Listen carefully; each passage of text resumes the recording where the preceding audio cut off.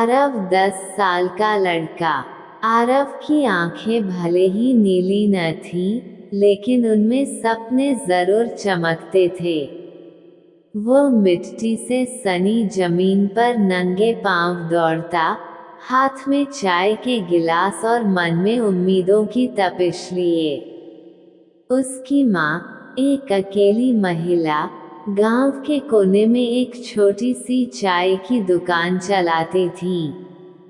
पिता की असमय मौत के बाद उन्होंने बेटे को कभी उम्मीद से गिरने नहीं दिया। पहली बार सपना देखा। एक दिन दुकान पर एक अफसर आया।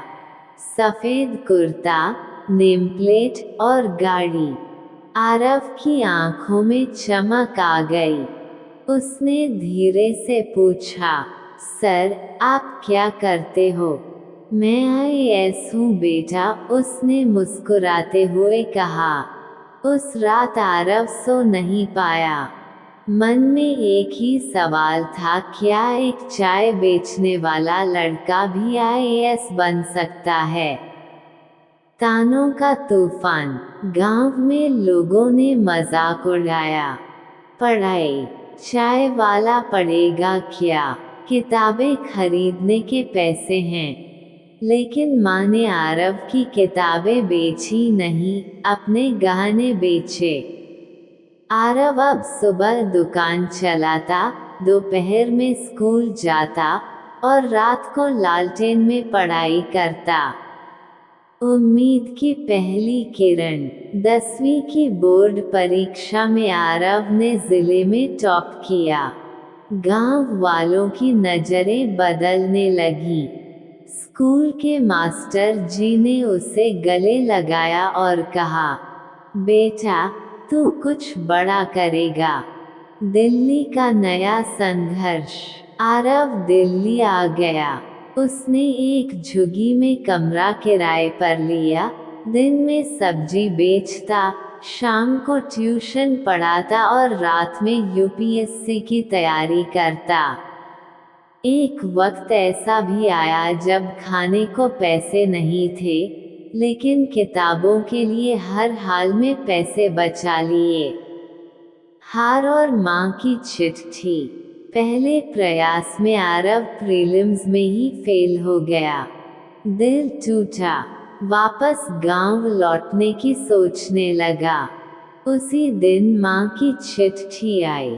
बेटा, तू थक सकता है, लेकिन रुक मत।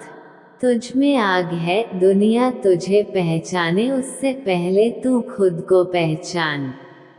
आत्मशक्ति की परीक्षा। आरव ने खुद से वादा किया, अब नहीं रुकूंगा। उसने दिन रात की सीमा तोड़ दी। 5 घंटे नींद, 10 घंटे काम और 9 घंटे पढ़ाई एक लोहे जैसी दिनचर्या बना ली। परिणाम सपनों की उड़ान। दूसरे प्रयास में आरव ने प्रीलिम्स, मेंस और इंटरव्यू क्लियर किया।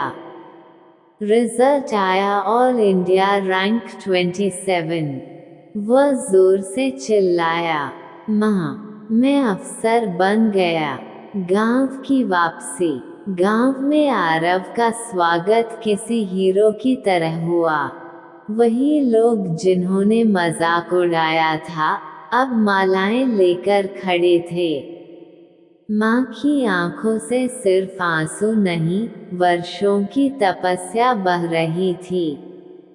बदलते जीवन की शुरुआत। आरव ने गांव में एक मुफ्त कोचिंग सेंटर शुरू किया, ड्रीम पाथ। वहाँ हर गरीब बच्चे को गाइडेंस और किताबें दी जाती। वो कहता, मेरे जैसा हर बच्चा अफसर बन सकता है अगर हार न माने।